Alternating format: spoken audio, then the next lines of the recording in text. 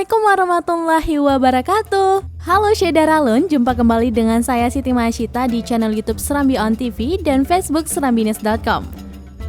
Dalam program khusus Ramadan 1443 Hijriah ini, Syedaralun, dari masjid ke masjid kali ini, kita akan mengajak Syedaralun semua untuk berkeliling ke luar negeri nih. Negara yang akan kita kunjungi kali ini, Syedaralun, adalah Turki. Kita akan melihat Masjid Hagia Sophia di negeri Muhammad Al-Fatih ini.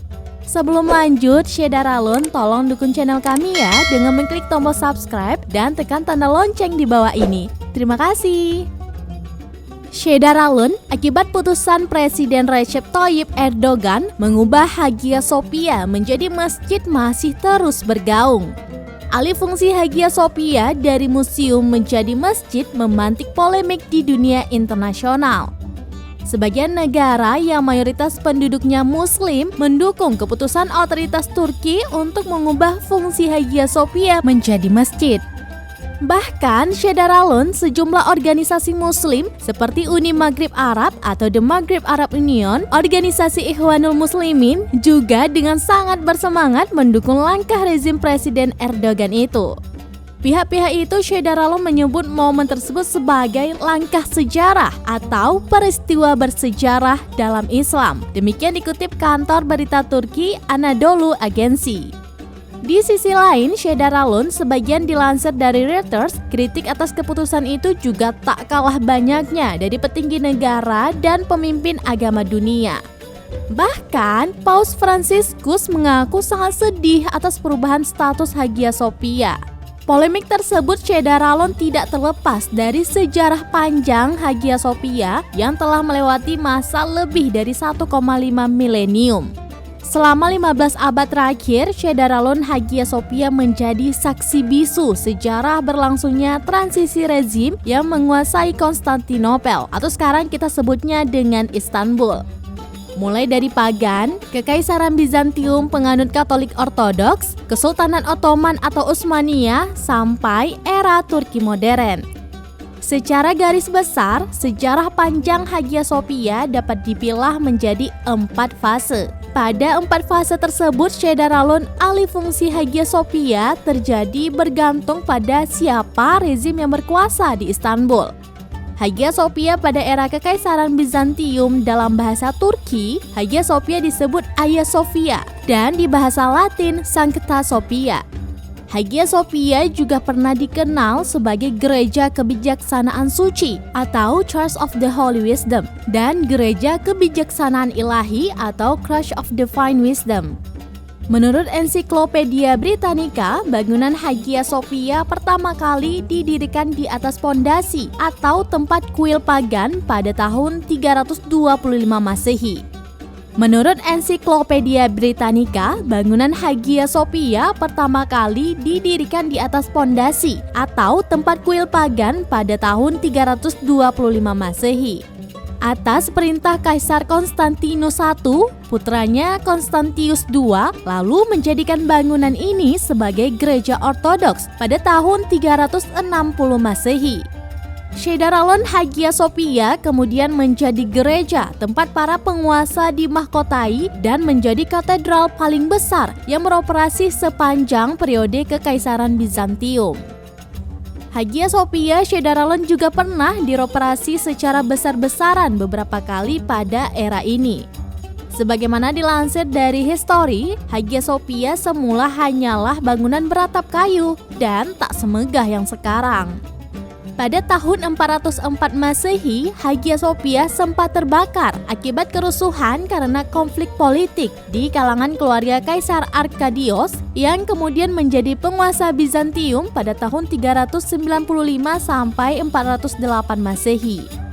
Nah, selepas Arkadios mangkat, Syedaralun, penerusnya Kaisar Theodosius II, membangun struktur kedua di Hagia Sophia.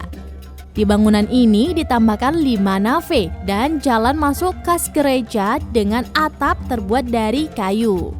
Lalu, sebagaimana dicatat Ensiklopedia Britannica, pembangunan gereja Hagia Sophia berlanjut di masa kekuasaan Justinian I di tahun 532 Masehi. Perbaikan ini dilakukan karena Hagia Sophia rusak akibat rusuh yang terjadi saat revolusi Nika.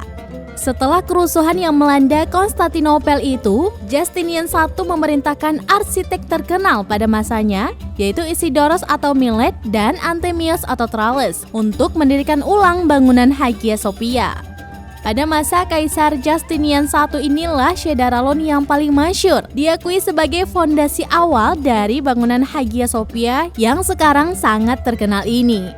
Kubah yang menaungi Hagia Sophia, Chedorlaoen juga diklaim sebagai kubah bangunan terbesar kedua setelah Gereja Pantheon di Roma. Bangunan ini dianggap warisan arsitektur terpenting dari era Bizantium dan merupakan bagian dari monumen warisan dunia.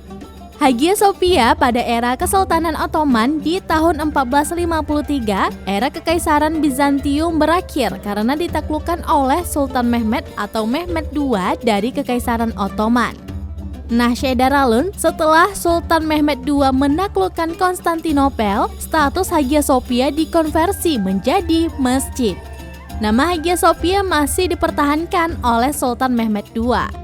Sebagaimana arti kata Sophia dalam bahasa Yunani adalah kebijaksanaan, maka arti lengkap dari Hagia Sophia adalah tempat suci bagi Tuhan. Sultan Mehmed II ini Chedorlaoen mempertahankan kesucian Hagia Sophia dan hanya mengubah status fungsinya dari gereja menjadi tempat ibadah umat muslim. Salah satu alasan Sultan Mehmed II yaitu Tuhan yang disembah umat Kristen dan Islam adalah Tuhan yang sama. Yang ditulis Robert Mark dan Ahmad S. Kekmak yang dikutip dari Deigesis di Hagia Sophia from the Age of Justinian to the Present, 1992-2001. Saat berubah menjadi masjid di era Mehmed II, banyak mozaik dan lukisan bercorak Kristen yang menghiasi bangunan Hagia Sophia ditutupi dan diplester. Chedorlaoen, seniman kaligrafi terkenal pada masa itu adalah Kazazker Mustafa Izet. Kemudian mengguratkan tulisan Allah Subhanahu wa taala, Nabi Muhammad SAW, 4 khalifah pertama dan 2 cucu Rasulullah SAW di beberapa bagian interior Hagia Sophia.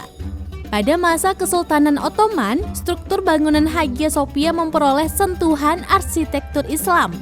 Misalnya, mihrab yang kemudian dibangun hingga pendirian 4 menara yang digunakan untuk melantunkan azan. Bangunan seperti madrasah, perpustakaan, hingga dapur umum juga melengkapi Hagia Sophia pada masa Ottoman.